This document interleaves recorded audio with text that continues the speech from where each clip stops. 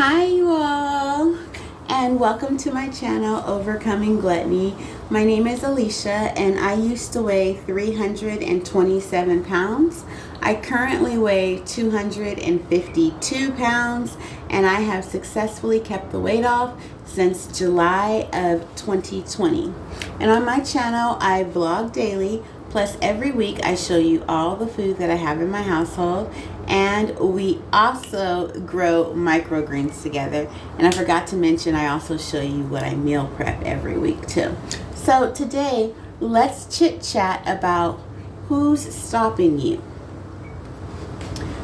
Some of you may feel that I'm about to lecture you on the fact that no one's stopping you but yourself. And that's not the case. Some of us have very serious circumstances that prevent us from making the choices that we would like to make. For example, if you've ever lived in a domestic violence shelter, you know that you're required to eat the food that's in that shelter and that you're not allowed to bring outside food in some cases, right? And food that is served at domestic violence shelters, generally speaking, is unhealthy. A lot of top ramen, a lot of cereal, a lot of donated carby, sugary foods.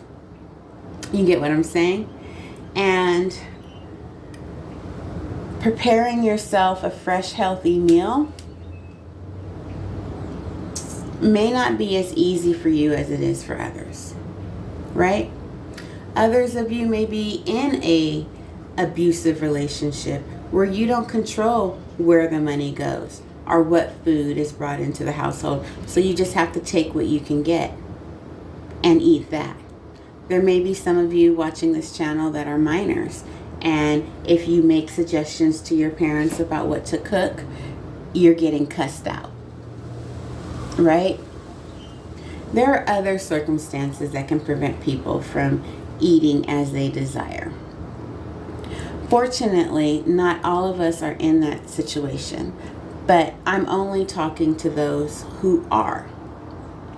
Right? Outside of the domestic violence shelter, the being in an abusive relationship, the being a minor, maybe you don't have access to the type of food that is healthy for you for whatever reason.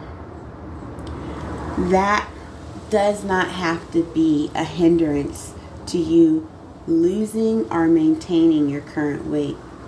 Please do not succumb to the thought that because I have this huge obstacle or this huge barrier before me, therefore I'm just going to give up and gain 40, 50, 60, 75, 80 more pounds.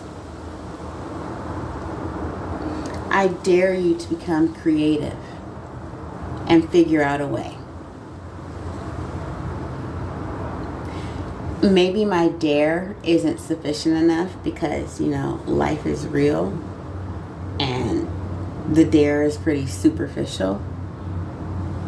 But I do want to let you know that you can still overcome this despite your hard circumstances.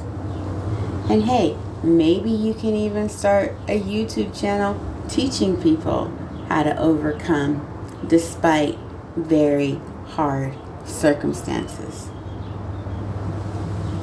So identify who's stopping you from losing the weight.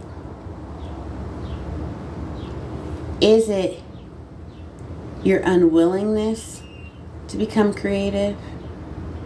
Is it your inability to become creative in overcoming your obstacle?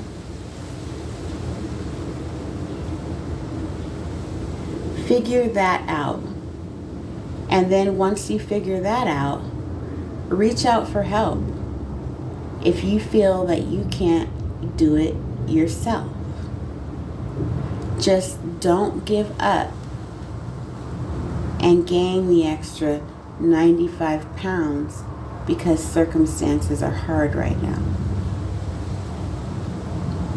Even those of you who may be in an area affected by a natural disaster. Grocery stores aren't accessible. You're only eating what charities are donating to you.